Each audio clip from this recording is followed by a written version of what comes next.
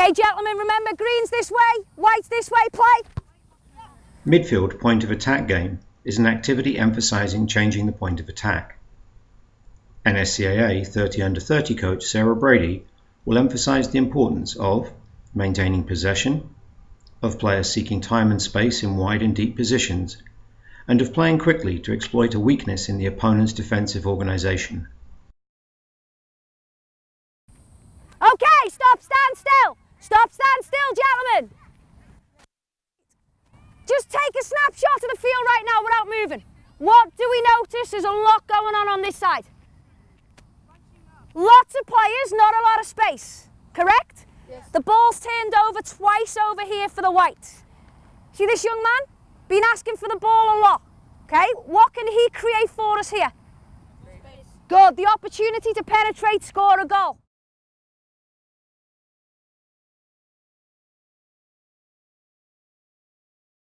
There is a noticeable improvement in the white team's attacking shape following Sarah's coaching intervention. The white team plays with more width, and as a consequence the green defence is spread wide and stretched.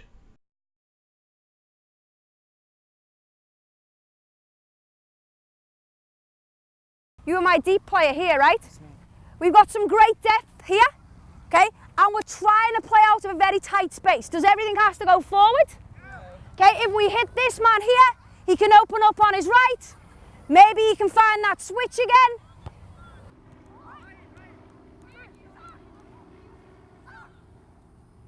Good lad, there's your switch of play.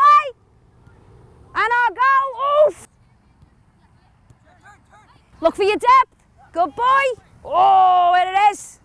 Sarah, pretty lively session. But I noticed in your rectangle it was a lot wider than it was long. What was the reason for that? We're trying to encourage the switch of play. Obviously there's a lot of players in a tight space. We've done that because we feel the boys are good enough. So we're testing their technical ability and their tactical decision making.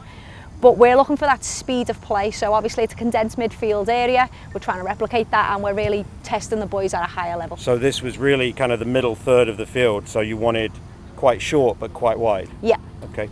And then I thought 14 boys in that space looked quite busy, but they were quite successful.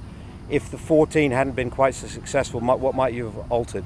So we just take the numbers out and we would look to build them back in with more success. So we would eventually get back up to the 7v7, but we would take the amount of numbers out we need to get success first. Yeah, that was a pretty high caliber group though, so you could keep it. So now you're going to go to your final progression, because I gather that was sort of pretty much towards the end of the training. So what's the game going to look like now? So what we're going to do is we're going to go to goal at either side of the grid. So we're going to extend the grid and then we're going to add goalkeepers and goals. So the idea is for the boys to penetrate into the end zone and score a goal. Is it going to be unconditioned play, free play? They're going to have some conditions with regards to, you know, you have to dribble in or you have to receive a pass in there. So we're looking to give the ideas first and then we'll go completely free play. All right, let's look at that then. Great. Awesome. Sarah now progresses the activity to half a field. There are 3 zones, with the central zone replicating the area used earlier in the session.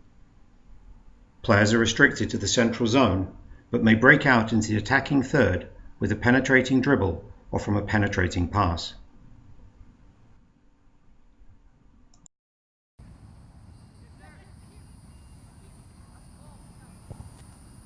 Finish!